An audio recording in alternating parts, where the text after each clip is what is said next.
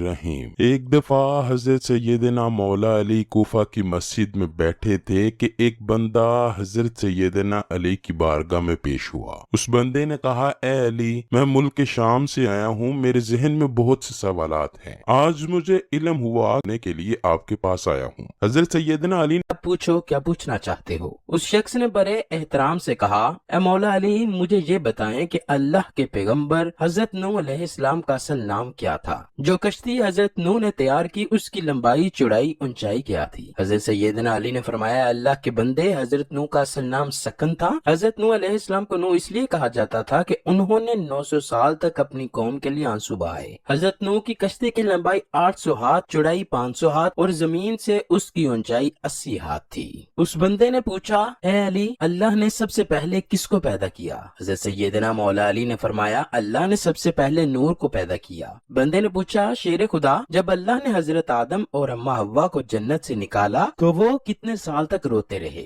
हजरत सैयदना अली ने जवाब दिया, जब अल्लाह ने हजरत आदम को जन्नत से निकाला तो हजरत आदम अलैहिस्सलाम 100 साल तक रो रो कर अल्लाह से अपनी गलती की माफी मांगते रहे। उस बंदे ने सवाल किया, ए अली, वालिदैन की विरासत में मर्द के 2 हिस्से और औरतों का 1 हिस्सा क्यों रखा गया है, जबकि दीन इस्लाम तो मसावात का हुक्म देता है। हजरत अली ने जवाब दिया कि जब जन्नत से गंदम के 3 दाने तोड़े गए तो हजरत अम्मा हव्वा ने खुद 1 खाया और हजरत आदम को 2 दाने दिए। चूँकि वो हमारे जद हैं, इसी निस्बत से विरासत में लड़के के 2 हिस्से और औरत को 1 हिस्सा मुकर्रर कर दिया गया। जब तक ये दुनिया रहेगी यही अमल जारी रहेगा। उस बंदे ने अगला सवाल किया, मौला अली, जिन्नात का बाप कौन है और अल्लाह पाक ने जिन्नात पर कौन से पैगंबर को मबूस फरमाया। हजरत सैयदना अली ने फरमाया कि जिस जिन्नों की नस्ल जहाँ से शुरू हुई उसका नाम शुमान है, जिसको अल्लाह ने आग की चिंगारी से पैदा किया। अल्लाह ने हजरत यूसुफ अलैहिस्सलाम को जिन्नात का पैगंबर बनाकर भेजा, जिन्होंने जिन्नात को अल्लाह की इबादत करने का हुक्म दिया, लेकिन जिन्नात ने उस पैगंबर को शहीद किया। उस बंदे ने अगला सवाल किया कि ए अली, बैल अपना सर आसमान की तरफ क्यों नहीं उठाता,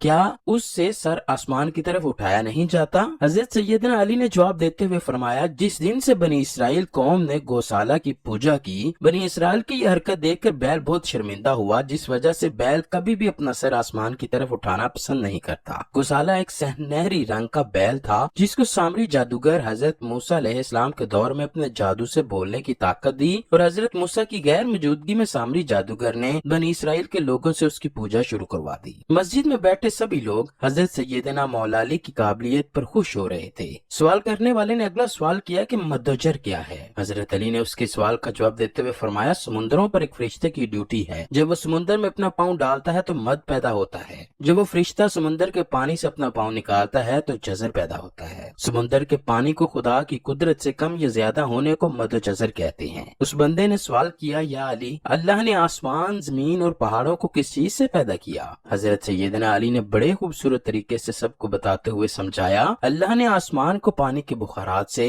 जमीन को पानी की झाग से और पहाड़ों को पानी की लहरों से पैदा किया। शाम से आए हुए मेहमान ने हजरत सैयदना अली से पूछा, ए अली, किस नबी ने एक ही वक्त में 2 बहनों से शादी की थी। हजरत अमीरुल मोमिनीन ने जवाब दिया कि वो हजरत याकूब अलैहिस्सलाम थे, जिन्होंने एक ही वक्त में 2 सगी बहनों से शादी की। हजरत याकूब की इन बीवियों का नाम लिया और राहील था। हजरत सैयदना अली ने फरमाया, इसके बाद अल्लाह ने 2 सगी बहनों से निकाह करना हराम कर दिया। उस बंदे ने सवाल किया, ए अमीरुल मोमिनीन, अल्लाह ने पहले आसमान को किस चीज से तख्लीक किया। आपने जवाब दिया, अल्लाह ने पहले आसमान को रुकी हुई फौज से बनाया। शाम से आए मुसाफिर ने सवाल पूछा, ए अली, सबसे पहले कुफर की इब्तिदा किसने रखी और पहला काफिर कौन था। हजरत मौला अली ने फरमाया, सबसे पहले कुफर करने वाला इब्लीस था, वही सबसे पहला काफिर है। शाम से आए हुए दोस्त ने बड़े ही अदब व एहतराम के साथ ये सवाल किया कि ए अली, कुरान पाक में अल्लाह ने 7 आसमानों का जिक्र किया है, आप 7 आसमानों के नाम और उनके रंग बताकर हमारे इल्म में इजाफा कर दीजिए। हजरत सैयदना अली ने फरमाया, पहला आसमान पानी के बुखारात और धूल से बना है, उसका नाम रफी है।